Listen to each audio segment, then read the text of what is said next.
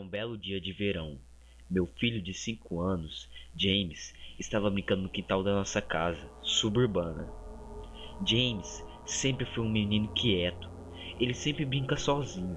Ele nunca teve muitos amigos, mas ele tem uma imaginação muito fértil. Eu estava na cozinha, alimentando nosso cão, Fido, quando eu ouvi uma conversa. James falava com alguém no quintal. Não tenho certeza com quem ele estava falando. Ele finalmente tinha um amigo. Ser uma mãe solteira é difícil. Estou sempre de olhos abertos em relação a James. Então, decidi ir para fora e ver como ele está. Quando cheguei ao quintal, fiquei um pouco confuso, porque James era a única pessoa lá. Ele estava falando sozinho. Eu poderia jurar ter ouvido uma outra voz. James, é hora de entrar. Eu chamei ele. Ele entrou e sentou-se na mesa da cozinha. Era a hora do almoço, então eu decidi fazer-lhe um sanduíche de peru. James, com quem você estava falando lá fora? Perguntei. Eu estava brincando com meu novo amigo, disse ele, sorrindo. Dei-lhe um pouco de leite. Será que o seu amigo tem um nome? Por que ele não vem almoçar com a gente? Perguntei. James olhou para mim por um momento antes de responder. Eu chamo ele de Jack Risonho. Oh, é um nome estranho. Como que esse seu amigo é? Ele é um palhaço. Ele tem cabelos longos e um nariz grande em forma de cone listrado. Ele tem braços longos e calças largas, com meias listradas, e ele sempre sorri. Eu percebi que meu filho estava falando de um amigo imaginário. Acho que é normal para crianças daquela idade ter amigos imaginários, especialmente quando não tem outras crianças para brincar. Provavelmente é só uma fase. O resto do dia passou, como de costume, e ele estava começando a ficar tarde. Então coloquei James na cama, dei um beijo nele e ele fez questão de ligar sua luminária do lado da cama antes de fechar a porta. Eu estava muito cansado, então eu fui para a cama. Não muito tempo depois, tive um pesadelo terrível. Estava escuro. Eu estava em uma espécie de parque de diversão decadente. Estava com medo, correndo atrás de um campo infinito de barracas vazias e cabanas de jogos abandonadas.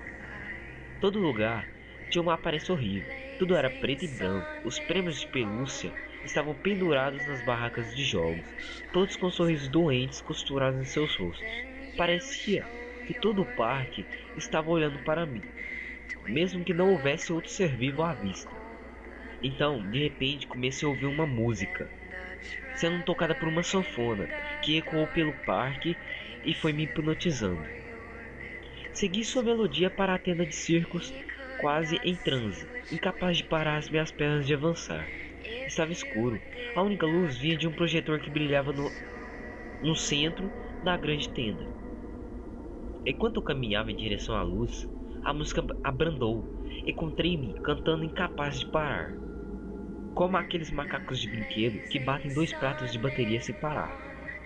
A música parou antes do seu clímax e de repente as luzes me fitaram. A intensidade das luzes me deixara praticamente cega. Tudo que eu podia ver era um pequeno escuro embaralhar uma silhueta à minha frente. Em seguida, uma outra apareceu, e outra, e outra. Havia dezenas de sombras, todas vindas em minha direção. Eu não podia me mover, minhas pernas estavam congeladas. Tudo o que eu podia fazer era ver como as numerosas e assombrosas sombras aproximavam-se. À medida que se aproximavam, eu podia ver que eram crianças. Ao olhar para cada um, percebi que estavam terrivelmente desfigurados e mutilados. Alguns com cortes em todo o corpo, outros foram severamente queimados, e outros estavam faltando membros, até mesmo os olhos. As crianças me cercaram, arranhando a minha pele, me arrastando para o chão e me rasgando.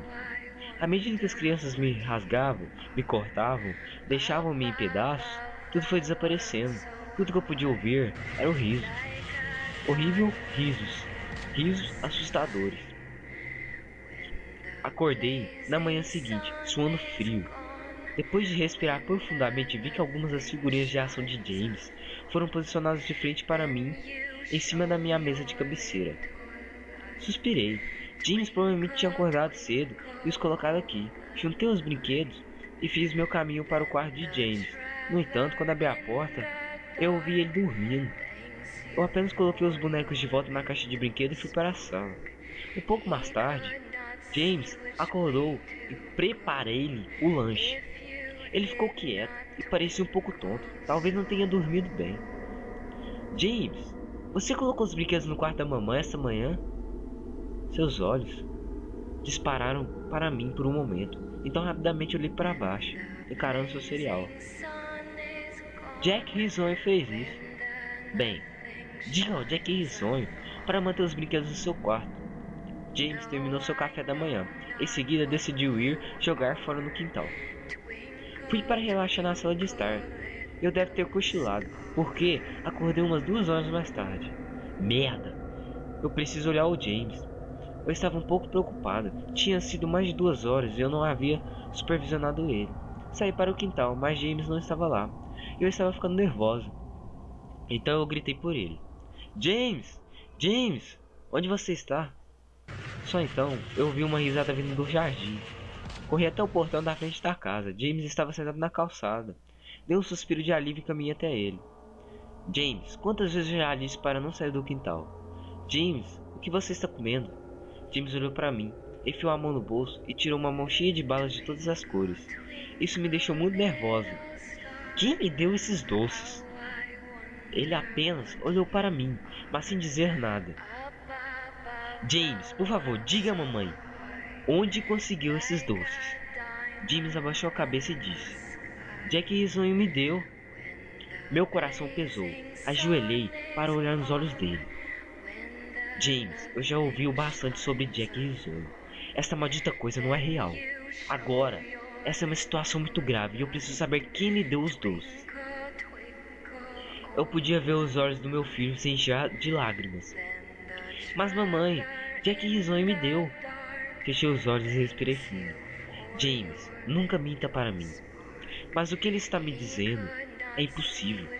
Faço ele cuspir os doces e jogar fora. James parece estar bem.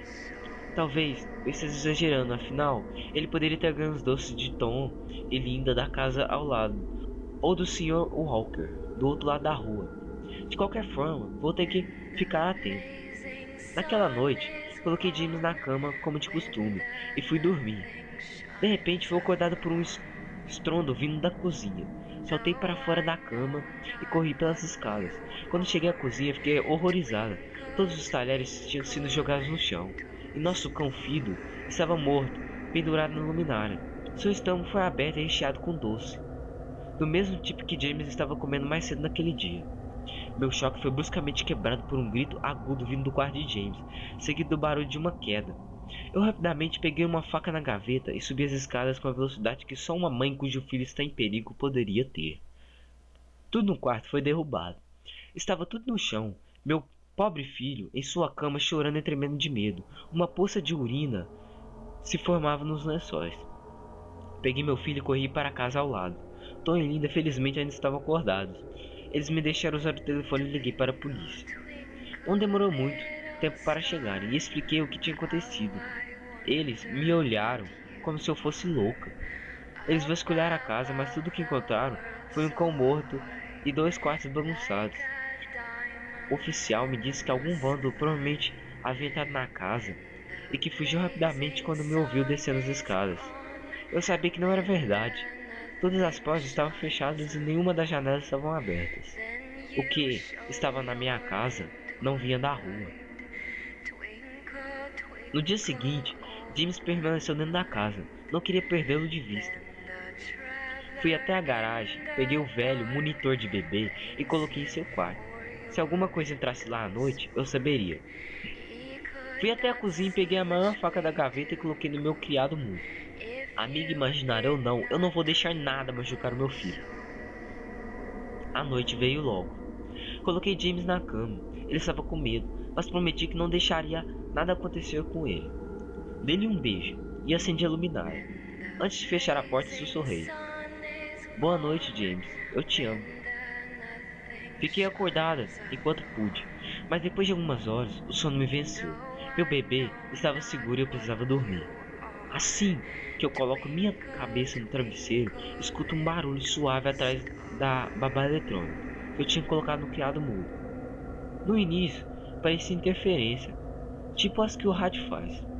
Em seguida, virou um gemido. Seria James dormindo? Então ouvi a risada do meu pesadelo, aquela risada terrível. Levantei-me da cama e peguei a faca. Corri para o quarto de James e abri a porta devagar.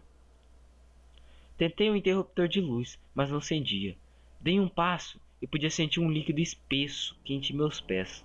De repente vi James. Eu não podia acreditar no horror absoluto estabelecido diante de mim. O corpo do meu bebê foi pregado na parede. Unhas haviam perfurado suas mãos e pés. Seu peito foi rasgado e seus órgãos expostos pendiam para o chão. Seus olhos e língua tinham sido removidos junto com a maioria de seus dentes.